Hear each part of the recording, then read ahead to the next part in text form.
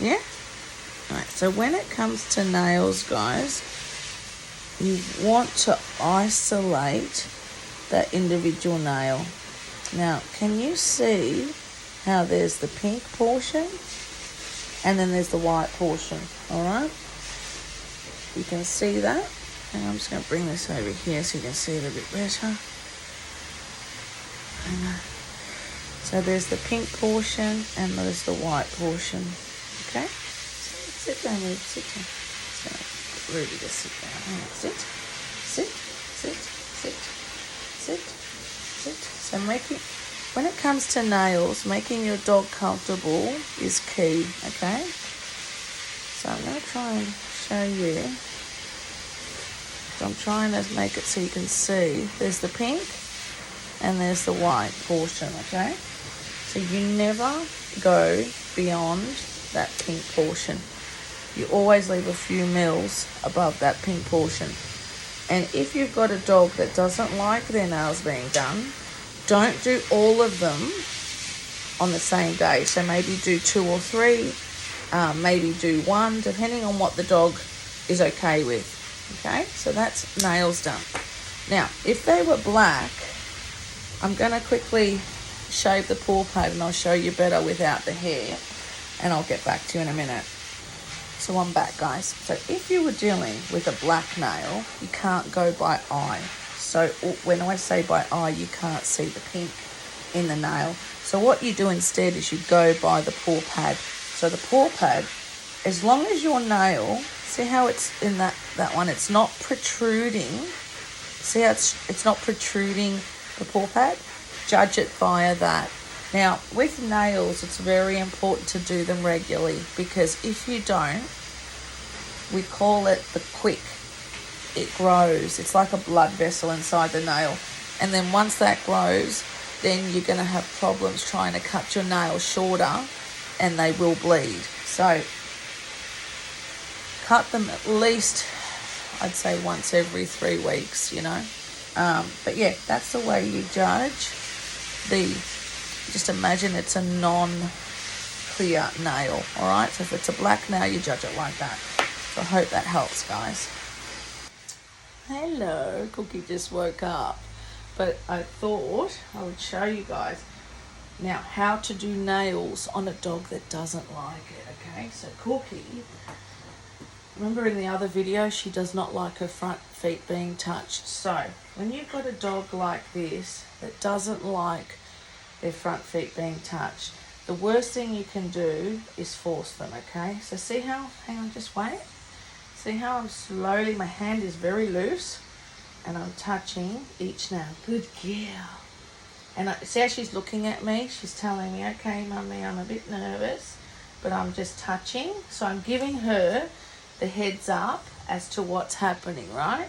But I'm not holding tightly. Very important. So I'm going to do 1 there.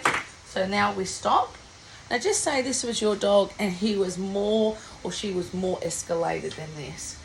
That's all you would do for that day. You'd do the next nail another day, all right? But with Cookie, with her, as long as I stop in between like this, good girl, kiss, mwah, good girl, and I don't stop, see that? I have to stop in between, and I have to make sure that I'm not holding her tightly. She's fine, okay? See that? See, stop. And see, when she pulls back her hand, I never hold it tightly. I always go with her.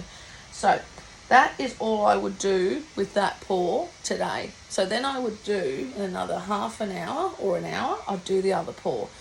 And this is how we don't build them up to fear nail cutting. Now with Cookie, unfortunately, I didn't have her from a baby. I did adopt her later in life. So her nails were not cut very often when she was younger. I was only cut maybe, once every few months. And she never really got used to doing it. So, you've got to go with your dog. Every dog's different. So now, I'm just going to show you something with the back paws. So with the back paws, it's a bit different. She's going to sit down. Good girl, sit down. So with the back paws, she's a bit worse. So I'm just going to quickly, there we go. So, good girl. Make sure you reward in between. girl. Good girl. Actually, she's doing well today. Good. So if I didn't stop and reward in between, she would start to become aggressive, start to bite me. Watch that body language that they're giving you. See that? You've got to watch the body language, because if you're just focused on going bang, bang, bang, your dog's going to escalate and become worse with it. So yeah, like I said, I've just done one side of her nails, and that's all I'll do for the next half an hour. And then we'll repeat and finish the rest off later. If your dog, it was their first time getting their nails done, don't go and just cut the nails. First time, you've got to play with the feet. And when I say play with the feet, I don't mean just playing like this. I mean each individual nail, you've got to squeeze and play. That's what I mean by playing with the feet. And inside the paw pad. That's good girl, Danny. Inside that paw pad. All right? Because there's a lot of dogs that will give you the high five. They'll give you the paw. But when it comes to their nails, they're different. And that's because it's a different playing with the feet. So, yeah, good girl. Oh, you're such a good girl. So now she's starting to relax, and I can see it in her body language. So this is a good training for her today. But you can still see that flinch? She's still nervous with it. So you just can't push it. All right? So I hope this helps, guys, because I see a lot of people struggling with cutting their dog's nails, and not because they don't know how to cut the actual nail. It's more because of the dog playing up on them. So that is just the tip. Never force your dog. And if you are training your dog, do it in increments. Some dogs don't like to stand on a table. If that's the case, get your partner to pick them up and you play with the feet while they're being held. Like, there's so many ways you can do it when it comes to doing nails. But never force your dog, because you'll get away with it once, you'll get away with it twice. But as soon as you don't, you're in trouble. So never force your dog.